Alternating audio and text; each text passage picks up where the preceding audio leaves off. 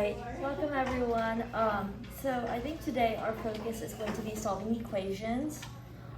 So I want to begin with just reviewing the properties, the basic properties that you may have learned earlier. So there is the commutative and associative property. The commutative property of addition and multiplication states that in whatever order numbers are in, your value or the solution is going to be the same. So if you have like 2 plus 5 or 2 times 5, both of them are equal to 5 plus 2 and 5 times 2. So that's the commutative property. It doesn't matter what order it is.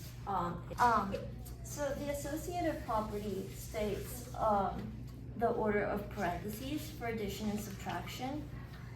So if you have 2 times 5 times 3, it would be equal to, if you had 2 times 5 times 3, and so on. If all of the terms are being multiplied, you can place the parentheses in whatever location you would like. And it's the same with addition. If you had 2 plus or 5 plus 3, and you had a plus here and a plus here,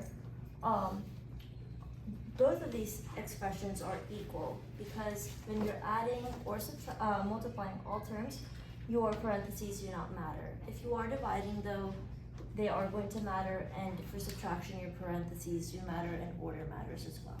So these properties will not work for subtraction and division.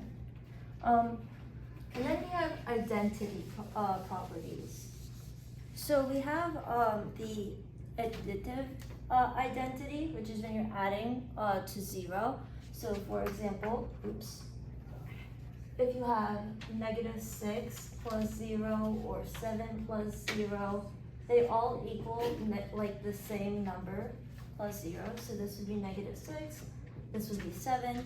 So that is additive identity. And then we have multiplicative identity, and that would be if you're multiplying times 1, because whatever you're multiplying with 1 is always going to be the same. So if you have -6 times 1, that is always equal to -6, and so on.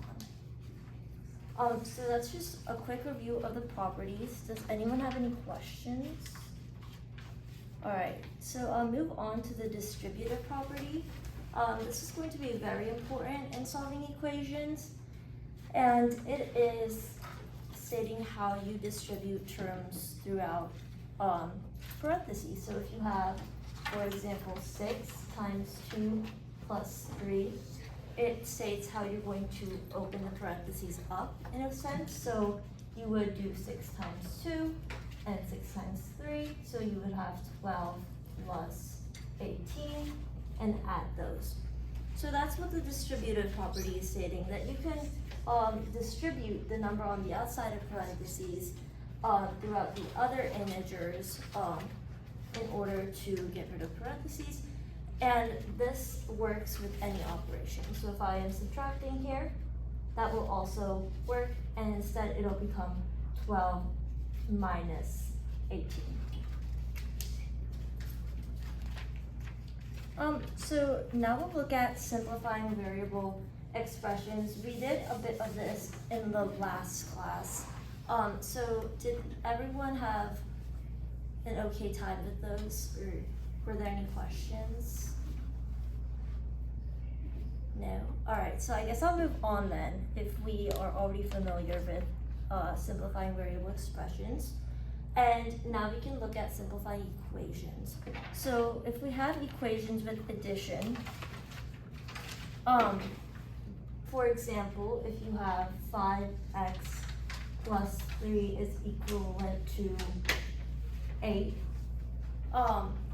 you need to get rid of any of the integers except for the terms with variables. So our only term with a variable in this situation is 5x. So we want to bring all of the other terms to one side. So you would do this by subtracting. So I'm going to subtract 3 on both sides. And the reason that you subtract 3 on both sides is in order to get rid of the 3 here, which is being added, I need to subtract to make it 0. But because I subtract 3 here, I need to subtract 3 from the other side to balance out the operations. So when I do subtract 3 on the right side, it makes 8 minus 3, which is equal to 5. So I'm left with 5x is equal to 5. Now I also want to get rid of the coefficient so that I can find the value of x, because when solving equations, your main goal is to find the value of the variable.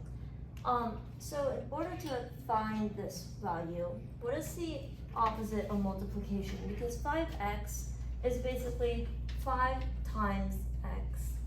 So what would I do as an opposite operation? Because always to get rid of one operation, you need to do the opposite. Go ahead. Yeah, so I would divide 5 on both sides, because again, we need to make it an equivalent operation. So even if I'm dividing, I need to divide on both sides.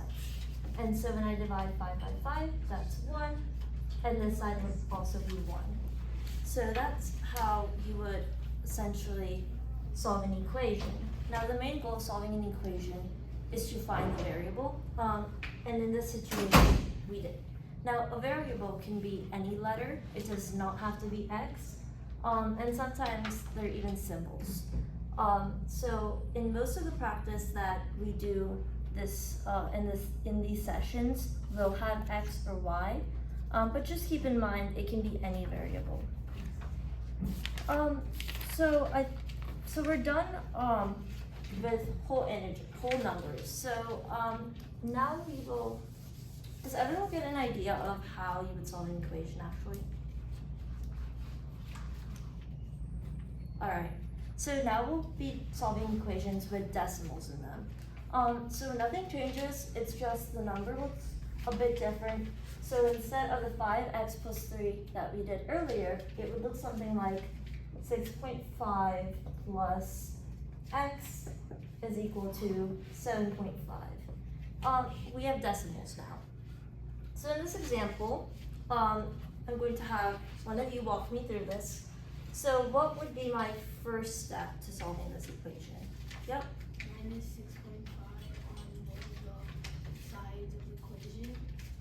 Right, so because we want to find only x, you would subtract 6.5 on both sides, like he said. And when I do subtract 6.5 on both sides, what do I get next? 1. Yep, so x is equal to 1 again. So decimal operations look very similar. It's just those decimals. So I know that sometimes when you see these, it can be a bit scary, but just keep in mind, it's always just, your main goal is to isolate that variable on one of the sides, and that's always going to help you find the result.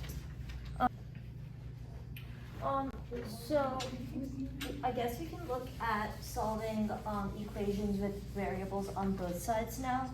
It's very simple and similar to what we did earlier. So for example, we have 7n minus 5 is equal to 10n plus 13. Now your goal for when there's variables on both sides is to bring the terms with the variables on one side, and then bring your constant terms, which are terms without any variables, on the other. So in order to do so, I'm going to decide what side I want my variables to be and what side I want my constants to be. It does not matter. So I think it would be easier if I just subtract 7n from both sides in order to bring this term to this side. So what bringing the term to the other side means is taking it out, or subtracting it or dividing it, or performing the opposite operation on one of these sides in order to kind of have the term affect the other side. So on this side, we're getting rid of 7n, and we're kind of having it affect the opposite side. So when I subtract 7n, I will have negative 5 on the right side. And then on my left side, I will remain with 3n plus 13. Now I'm back to the simple form with one variable on one side. And now I want to isolate the variable. So I'll subtract 13 on both sides, because that would be the opposite operation. And when I do subtract 13, I'm left with negative 18 is equal to 3n. And now I have to divide, because that would be the opposite operation to multiplication of 3 times n. And so when I divide, it's negative 6 is equal to n. And that would mean that n is equal to negative 6.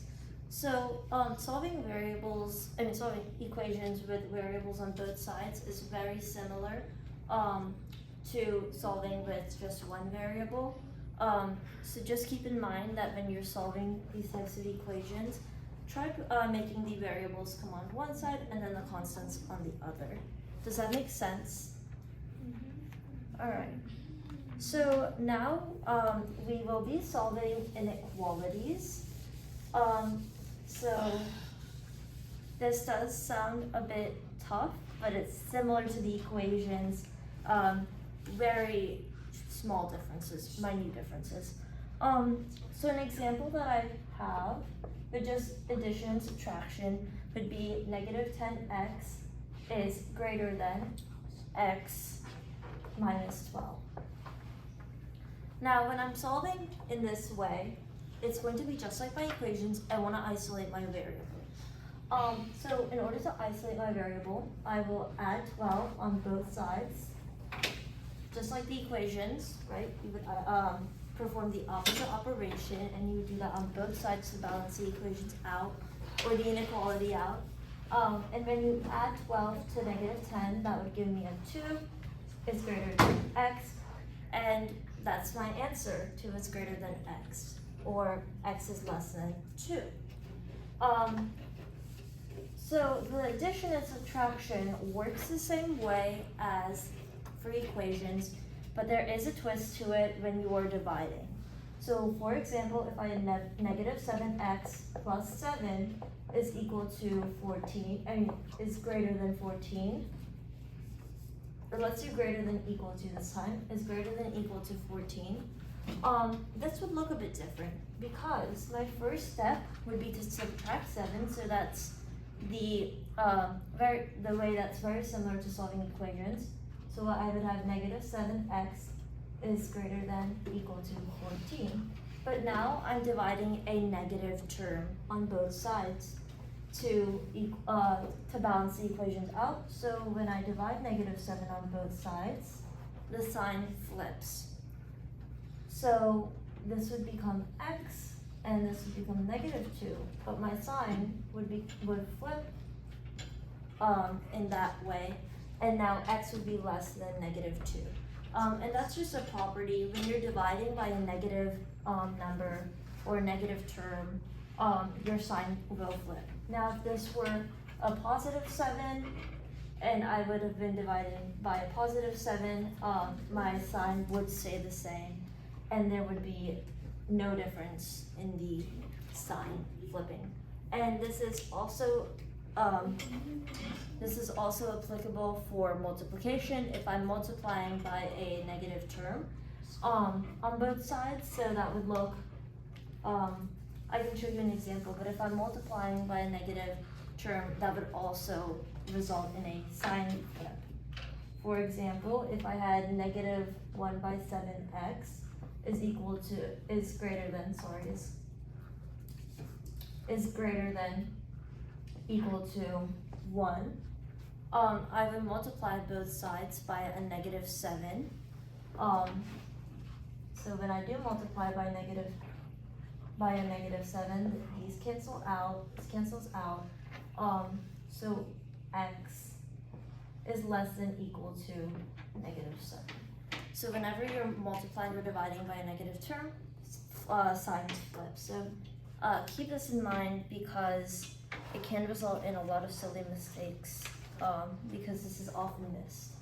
And then multi-step inequalities or inequalities with variables on both sides, they're solved in a very similar manner to solving equations as well. But we can go through an example. Negative 5x plus 5 is greater than equal to negative 25x. For example, so my first step would be to isolate the variables.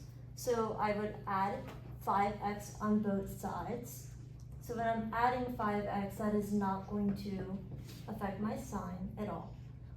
And so it's going to be 5 is greater than equal to negative 20x. And now I want to isolate the negative 20. So what would be my next step for this?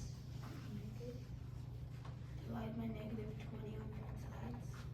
All right, and what else would happen? It would cancel out and the sign would flip. Yep, the sign would flip. That's very good. Good job. So my sign would flip, and then this would become x. So now negative 1/5 is less than or equal to x. So that's how you would solve or tackle inequalities with variables on both sides.